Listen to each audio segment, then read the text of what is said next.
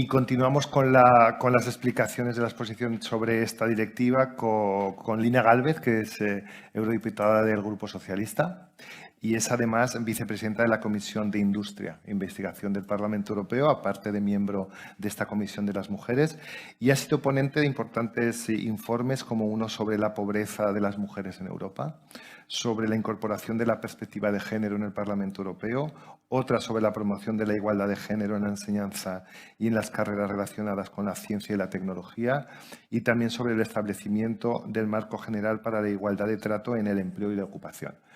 Muy bien, ¿cuál es tu posición sobre esta directiva? Pues bueno, primero muchísimas gracias por organizar a ti y a María, por organizar estos debates aquí en la sede del Parlamento Europeo y dar a conocer directivas que yo creo que pueden cambiar la vida de las personas y tener un impacto muy positivo en nuestras vidas, ¿no? A mí me gustaría también, por no repetir exactamente y abordar quizás algunos de los puntos o más conflictivos o más importantes que se han puesto sobre la mesa, abordarlo también un poco, decía María Eugenia, ¿no? La justificación la sabemos, efectivamente, pero yo creo que también si reflexionamos un poquito del porqué de esta normativa, llegamos también a algunos de estos puntos importantes que tenemos que llegar, ¿no? Finalmente, se llega a la propuesta de esta normativa porque hay un compromiso de la presidenta, pero también porque hay una evaluación. Y esto es importante porque creo que esa cultura de la evaluación es importantísima y esencial en este campo, no solamente en este campo, en muchos otros campos, ¿no? Pero también siempre una cosa de lo que dicen todos los estudios es que incluso a lo mejor propuestas que estamos pensando que van a ir en la buena dirección, luego cuando se ponen pueden no ir necesariamente en la buena dirección, ¿no? Entonces hubo realmente una evaluación que decía básicamente una evaluación para ver por qué la aplicación del principio de igualdad en la retribución no estaba dando los resultados que se esperaban, ¿no? Y las primeras cosas que decía es que falta transparencia retributiva. Esta era una de las primeras cosas que se decía. La segunda es que faltaba seguridad jurídica para el concepto de igual trabajo, igual valor. Y tercera, que se habían encontrado muchísimos obstáculos procedimentales en el que tropiezan las víctimas de esta discriminación. O sea, el acceso real a hacer efectivo pues, este principio de no discriminación. Y efectivamente, esto hizo que en la estrategia de igualdad, que finalmente se aprobó la 2025, bueno, pues hubiera un compromiso específico para abordar el tema de la discriminación retributiva a través también del tema de la transparencia salarial, que es solamente una parte que va a explicar o va a ayudar a mejorar el tema de la discriminación retributiva, que que es solamente una parte de toda ella, porque ha hecho muy bien María Eugenia al decirnos que efectivamente la brecha en pensiones es mucho mayor, el 33%, porque es la acumulación de todas las discriminaciones que se van acumulando a lo largo del ciclo vital o del ciclo laboral de las mujeres respecto a los hombres, menores salarios, mayor tiempo parcial, una participación en el mercado de trabajo mucho más intermitente, jornadas más bajas, incluso una retirada del mercado laboral más temprana.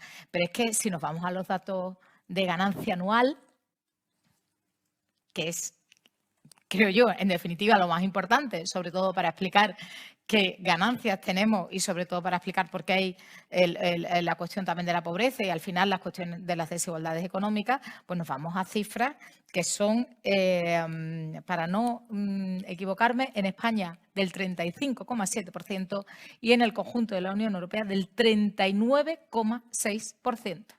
Por tanto, estamos hablando de cifras muchísimo más elevadas, porque cuando la manera de medir la brecha salarial que normalmente se nos presenta es muy restrictiva, porque es salario-hora.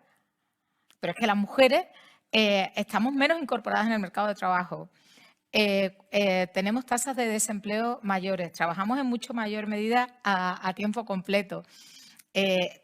echamos menos horas la mayor parte de ese tiempo parcial es un tiempo parcial, por cierto, involuntario, ¿no? Entonces, son una serie de... y esto sí que, de alguna manera, lo recoge, no de forma específica, pero sí que la normativa sabe que esto es como una parte, una pieza más, o por lo menos dice en las explicaciones que es una pieza más de un engranaje mayor, ¿no? Yo creo que esto es importante también tenerlo en cuenta porque también tenemos que saber qué queremos, qué vamos a conseguir o qué queremos conseguir, ¿no? Está claro, y María lo ha explicado estupendamente, y también Rosa, ¿no? La igualdad y la justicia social, ¿no? O sea, ¿por qué lo decía María? ¿Por qué vamos a permitir, por qué permitimos aquí un 5% y no en otros temas que son de derechos humanos y de derechos fundamentales, ¿no? O sea, que porque siempre ha sido así o incluso peor, vamos a seguir manteniéndolo, ¿no? También había cosas antes que se veían como normales, ¿no? Pero yo creo que hay otras cosas que también se pueden conseguir que son muy importantes, ¿no? Y en parte yo creo que es interesante tratarlas de alguna manera para ver también algunos de los aspectos que son más polémicos, ¿no? Que es el número, el tamaño de la empresa, que es algo que yo, siendo vicepresidenta de ITRE, ¿no? Pues es continuo, porque somos la comisión que nos dedicamos o tenemos el mandato de defender a las pymes. Entonces, estoy muy familiarizada con meter el tema de las pymes absolutamente en toda la normativa de la Unión.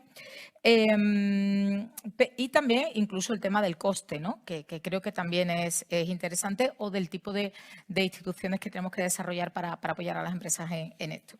Y es que yo creo que también quizás hay que hablar en unos términos que a las empresas les suena bien también, que es el término, por ejemplo, de la competitividad, ¿no? Se ha dicho antes, dice, bueno, es que, claro, las empresas no estarían compitiendo en igualdad de oportunidades si unas están siendo más transparentes que otras. Es cierto que los costes que tiene la posibilidad digamos,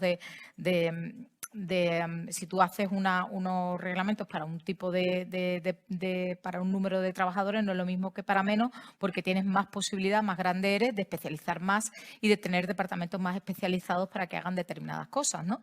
Pero para eso, efectivamente, como bien ha dicho María Eugenia, también están las instituciones públicas que pueden poner servicios, no subvenciones, que yo no estoy a favor de eso, pero sí servicios o instituciones al servicio valga la redundancia, de esas empresas. Y digo que esto es muy importante pensarlo porque lo que sabemos por un montón de estudios es que a mayor retribución, o por lo menos una retribución más justa, la tasa de participación de las mujeres es mayor, la satisfacción es mayor, la productividad es mayor. Y esto es especialmente importante en un contexto en el que, por ejemplo, en este país, que parece mentira, que muchas veces se dice, no, las brechas se cerrarán, es una cuestión de edad, cuando ya las más jóvenes que están más preparadas llegan a unas edades, pero es que en este país desde el año 2001 somos más mujeres que hombres en edad de trabajar con estudios secundarios y terciarios, desde el año 2001. Y todavía no se han cerrado las brechas de participación, ni la segregación horizontal ni la segregación vertical, ¿no? Que están en gran medida detrás también de esas diferencias, ¿no? Entonces, a ver de qué estamos hablando, ¿no? Entonces, necesitamos, ¿no? Cuando dice, no, es que estamos perdiendo talento, ¿no? Bueno, yo siempre digo, ya me lo había escuchado muchas veces, que siempre que digo que perdemos talento de mujeres, efectivamente, porque estamos más formadas en el ámbito laboral, nunca puedo dejar de decir que perdemos más talento cuidador de los hombres, que están mucho menos incorporados al trabajo doméstico y de cuidados de cuanto lo estamos las mujeres al mercado de trabajo, ¿no? Pero sí que es importante tener esto en cuenta, que esto va a mejorar, porque además va a mejorar la información, la satisfacción de los trabajadores y, en definitiva, estamos hablando también de ganancias, y por tanto ganancias que también las propias pymes tienen que tener, ¿no? Entonces, efectivamente, el Grupo Socialista también está por reducir, porque para que eso llegue absolutamente a todas las empresas, ¿no? Es posible que tenga que ser de una manera gradual, a lo mejor que empecemos por 50 Y no también por llegar, porque como se decía antes, han dicho mis compañeras, aquí se negocia absolutamente todo, ¿no?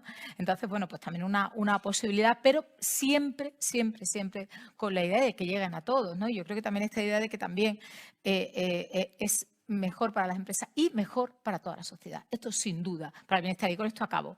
Porque tenemos un problema precisamente también de bienestar general y un problema con la pobreza, ¿no? Y esto está muy relacionado con la pobreza.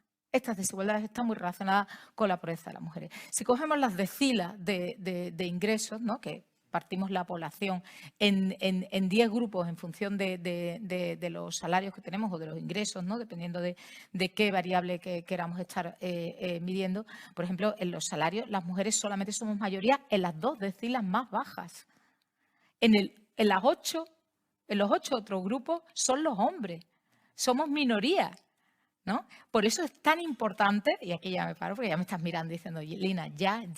Luego hay alguna otra cosa que sí que me gustaría decir también en relación también con el tema del coste, cómo lo podemos hacer, o una cosa muy interesante que también viene en la normativa, que es la necesidad de datos y para los organismos públicos también de generar estadísticas y de apoyar a las empresas precisamente en este sentido y también de cómo unimos esta normativa también con las políticas más generales, pero simplemente decir este punto de las decilas más bajas,